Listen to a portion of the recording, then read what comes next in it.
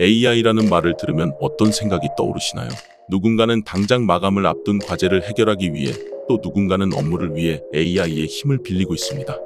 불과 10여 년 전만 하더라도 AI는 픽션에서나 등장할 법한 이야기였습니다. AI의 등장으로 종말을 맞이한 세상을 그린 영화나 작품들도 많았죠. 하지만 오늘날 우리는 큰 걱정 없이 AI를 사용하고 있습니다. 지금도 AI는 무서운 속도로 발전하고 있죠. 이제는 AI가 사람과 대화하는 수준을 넘어 그림을 그리고 애니메이션을 만들 수 있게 되었습니다. 하지만 AI가 우리에게 이로움만을 가져다 주진 않았습니다. 특히 최근 등장한 이미지 생성형 AI는 여러 문제를 야기하고 있죠. 우리의 삶에 자연스럽게 녹아나고 있는 AI 기술.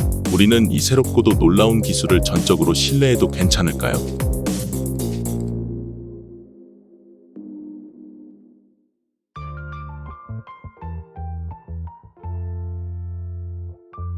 이미지 생성형 AI는 프롬프트에 대응하여 이미지를 생성할 수 있는 일종의 AI 시스템입니다.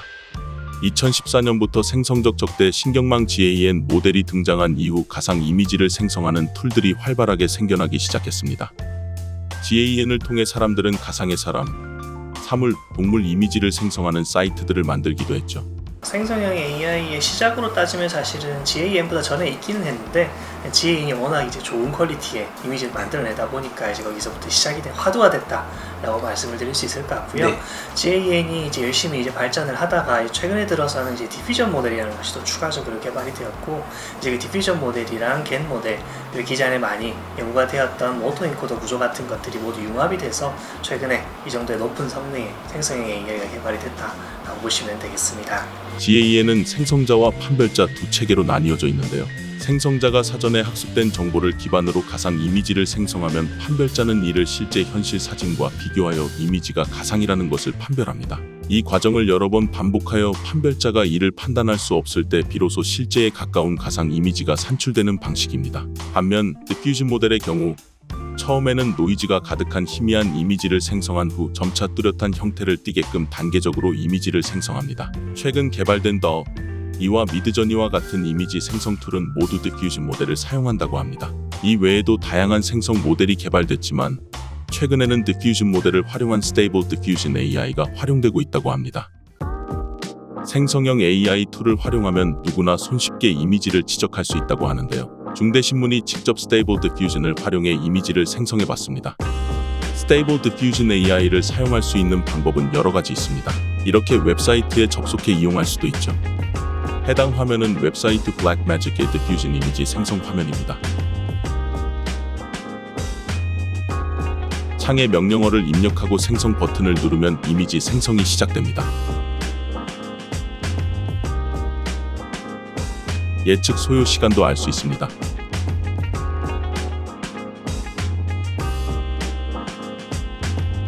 생성이 끝난 이미지의 모습입니다. 이렇게 아주 간단히 중앙대 마스코트 푸앙이를 닮은 실사품 캐릭터 이미지를 생성해봤습니다. 같은 명령어를 입력하더라도 스타일 옵션을 달리하면 다양한 화풍의 이미지를 생산할 수도 있습니다. 이젠 직접 그림을 그리거나 사진을 찍지 않아도 원하는 이미지를 손쉽고 빠르게 만들 수 있게 된 것이죠.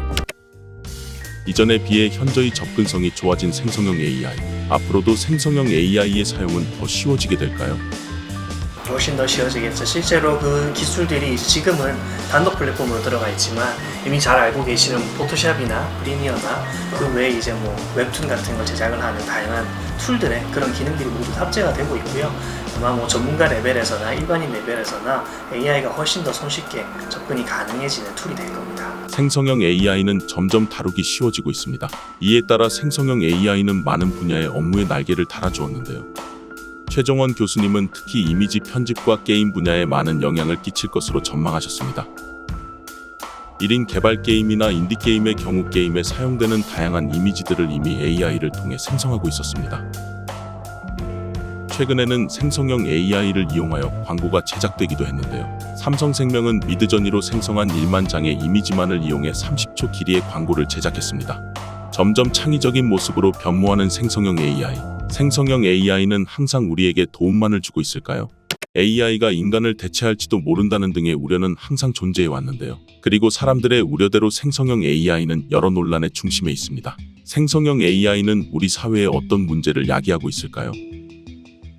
생성형 AI가 다양한 측면에서 적극적으로 활용되고 있긴 하지만 부적절하게 활용될 우려 또한 존재합니다. 이는 생성형 AI의 이미지 학습 방법 때문입니다.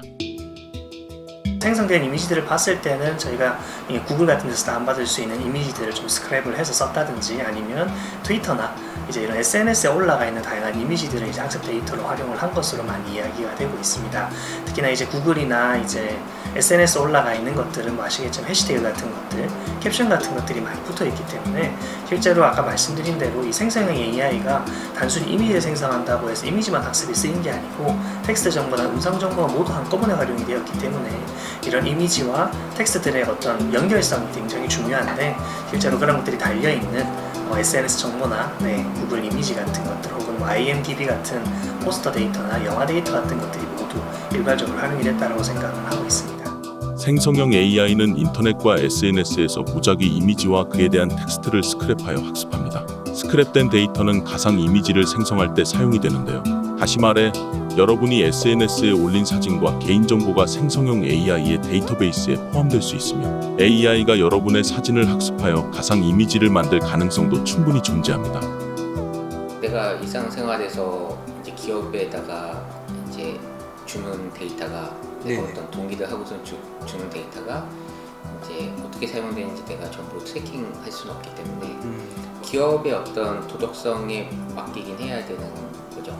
기업은 기본적으로는 이제 이익을 추구하는 게 이제 첫째 목적이기 때문에 적절한 규제가 있어야 된다고 생각합니다. 주재현 교수는 저작권이 인정되는 이미지를 생성형 AI가 재가공할 경우 원저작물의 2차적 저작물에 해당할 수 있다며 실제와 유사한 이미지를 원 저작권자의 동의를 얻지 않고 상업적으로 이용 시 저작권 침해에 해당할 수 있다고 말했습니다.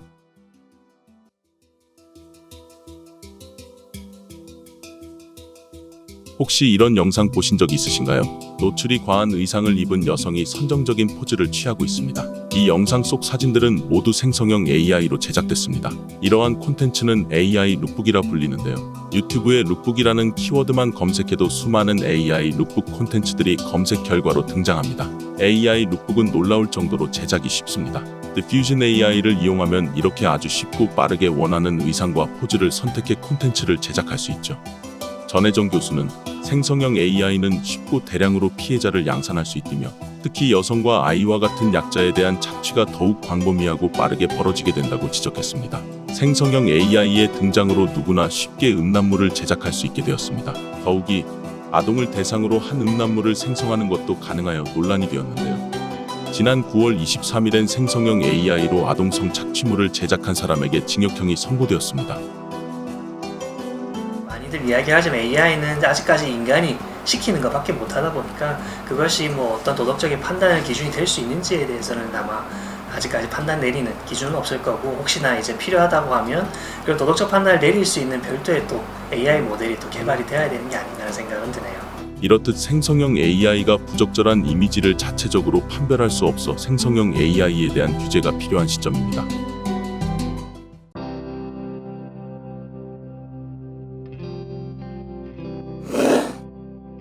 생성형 AI의 부작용이 대두됨에 따라 규제에 대한 논의도 계속해서 이루어지고 있습니다. 최근 EU에서는 세계 최초로 구속력 있는 AI 규제법 초안을 통과시켰습니다. 한국에서도 AI 산업 육성 및 신뢰 기반 조성에 관한 법률 제정안이 국회에서 발의되어 논의 중이죠. 반면 생성형 AI에 대한 규제가 무작정 이루어지는 것 또한 경계해야 합니다. 주재현 교수는 AI 관련 법안은 규제와 육성이라는 두 가지 관점에서 균형을 유지해야 한다고 전했는데요. 생성형 AI가 앞으로 더 안전하고 윤리적인 방향으로 발전한다면 인류와 AI의 이상적인 공존을 기대해 볼 수 있을 것입니다. 생성형 AI는 지금도 여러 데이터를 학습하며 더 정교한 이미지를 생성하게끔 발전하고 있습니다. 하지만 기술의 무분별한 발전은 암울한 미래를 불러올 것입니다. 디스토피아 영화 속 미래가 현실이 되지 않기 위해서 생성형 AI에 대한 심도 있는 논의가 필요한 시점입니다. 여러분은 생성형 AI를 올바르게 사용하고 계신가요?